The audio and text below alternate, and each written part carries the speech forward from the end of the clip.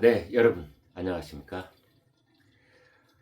조선일보 주필 그리고 조선일보 고문을 역임한 김대중 칼럼니스트가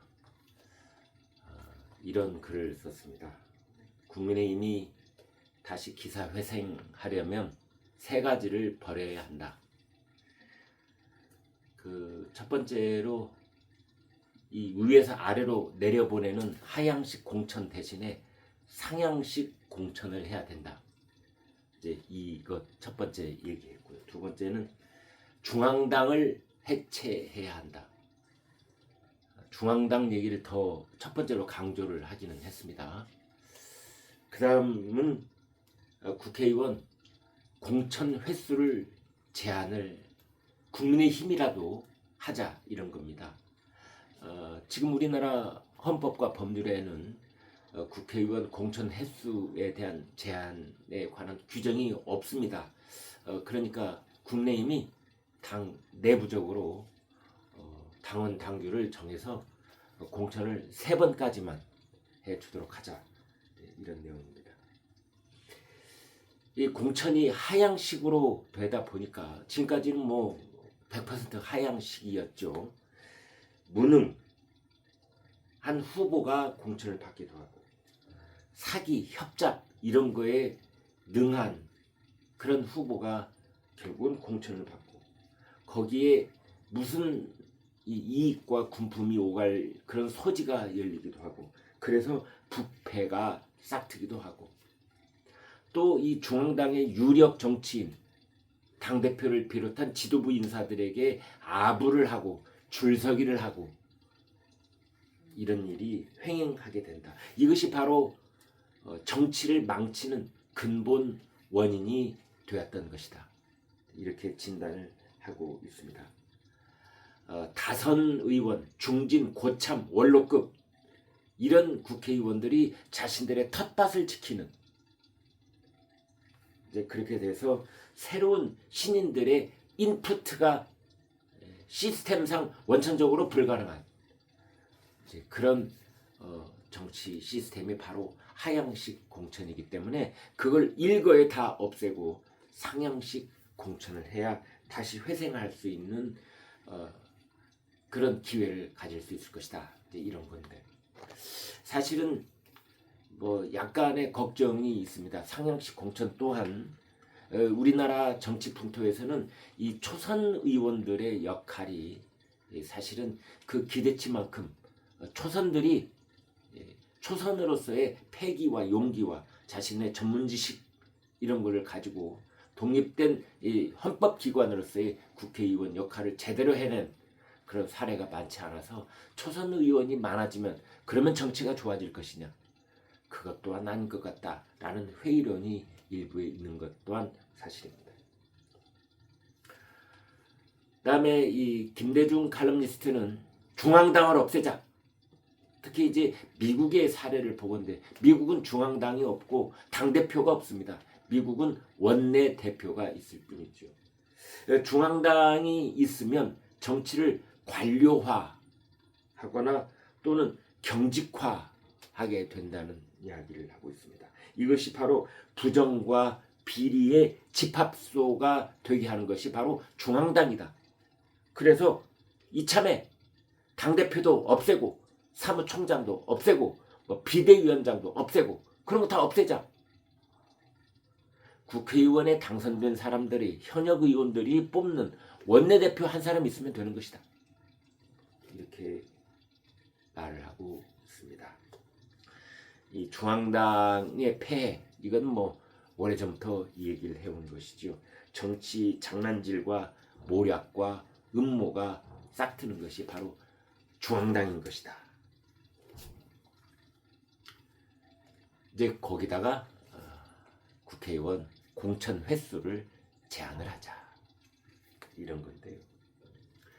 자, 이런 제한이 있는 한편 오늘 또 국민의힘 이런 것에는 아랑곳 없이 내부에서 서로 총질을 하는 그런 모습이 또 터져 나오고 있습니다. 어제 말씀드렸다시피 안철수 전 혁신위원장이 자신의 인적 쇄신, 인적 청산안이 받아들여지지 않았다.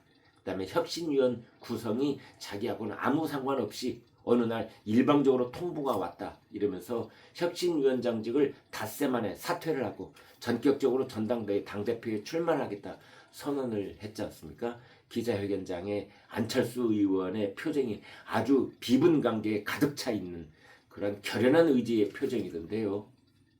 이제 그런 일이 있자 그 인적 청산의 대상으로 지목이 됐던 권성동 전 원내대표가 이렇게 말했습니다. 안철수 본인이 혁신 대상이다.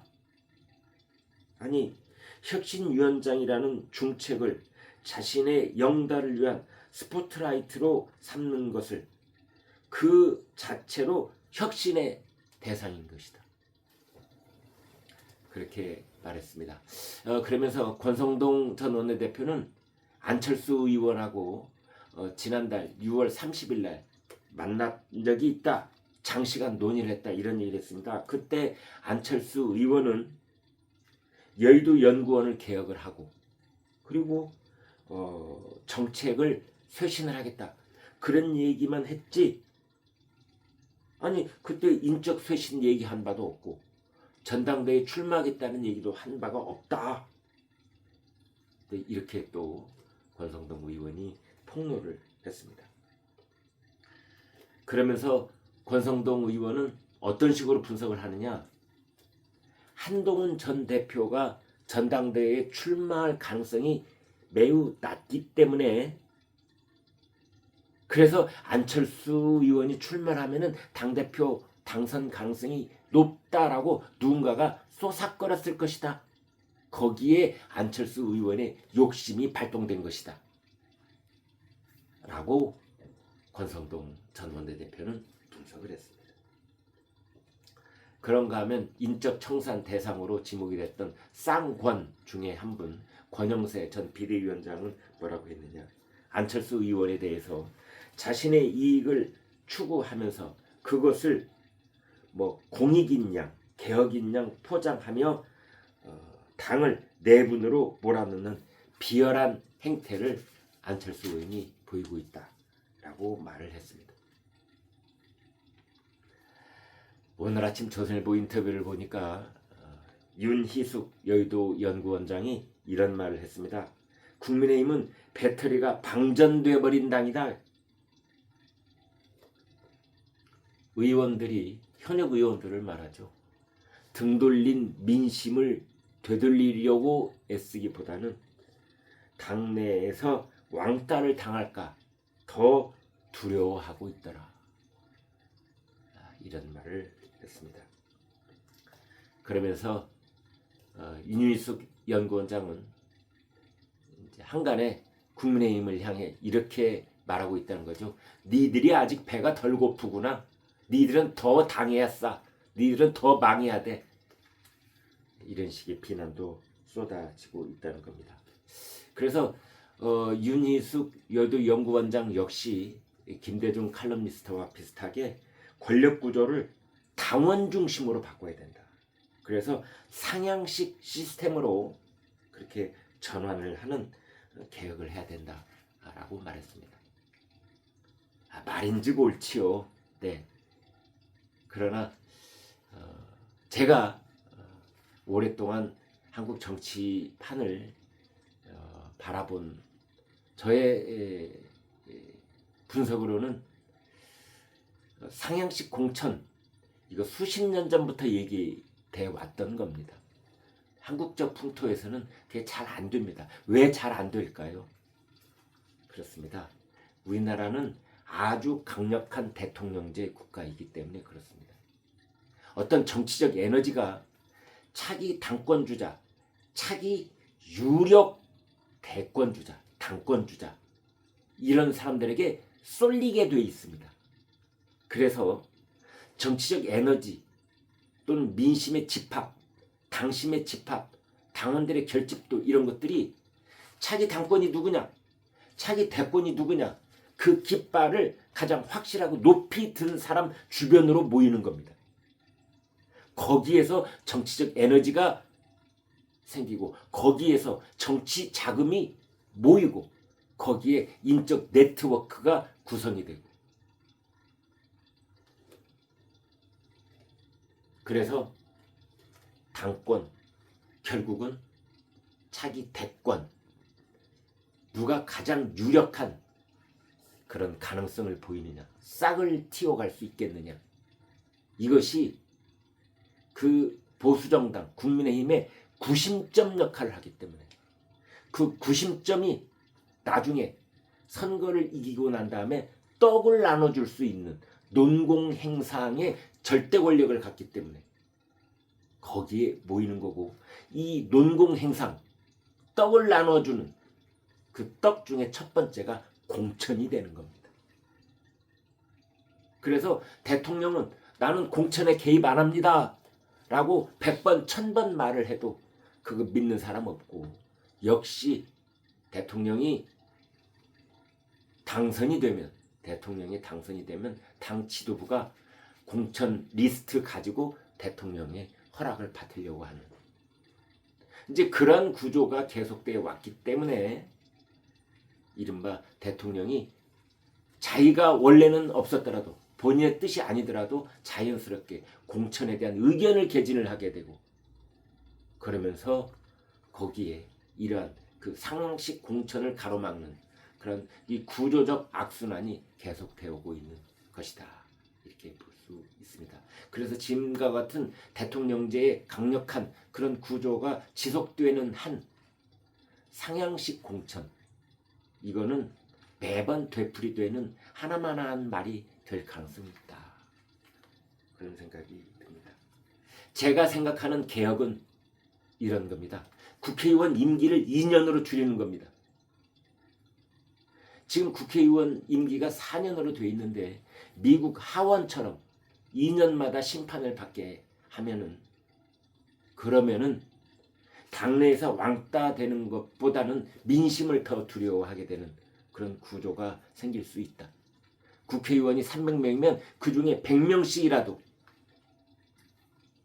2년에 한 번씩 물갈이를 할 수 있는 그런 기회가 자주 오도록 해야 된다. 또 하나는 대통령의 의회 해산권을 부활시키는 겁니다. 그래서 대통령이 자신의 일을 추진해 나가는 데 있어서 국민의 신임을 묻기 위해서 대통령이 자, 저의 신임을 묻겠습니다, 국민 투표하겠습니다, 이렇게 하기 위해는 너무나 복잡한 문제들이 있기 때문에 그러지 않고, 대통령이 정말 자신의 신임을 묻고자 할 때는 자신의 정책을 반대해온 의회를 해산을 시킨 다음에 그 총선 과정을 통해서 대통령의 신임을 다시 물을 수 있는, 그게 바로 대통령의 의회 해산권이었거든요. 근데 이것을 이제 이른바 87 체제로 헌법을 고치면서 대통령의 의회 해산권을 우리나라는 없앴습니다. 그래서 지금 현재 우리나라 대통령은 의회 해산권이 없습니다. 이걸 부활시키는 것도 그 한 방법이 될 수 있다고 저는 믿습니다. 세 번째로는 이게 현실 가능성이 매우 높다라고 저는 보는 건데요. 앞으로 대통령 선거에서 결선 투표제를 도입하는 겁니다. 결선 투표제를. 그래서 1차 투표에서 50% 이상 득표율을 가진 후보가 없을 경우에는 무조건 1등과 2등을 결선 투표에 붙이는 겁니다. 그렇게 하면 아마 윤석열 대통령, 글쎄요, 아마 지난 6월 3일 이재명 대통령, 글쎄요, 그 이전에 있었던 압도적인 격차로 1등에 당선이 된 대통령 말고는 사실은 국민적 어떤 합의의 그 구조를 근본적으로 바꿀 수 있는 그런 계기가 될 수 있다. 이것이 저의 생각입니다. 여러분, 고맙습니다.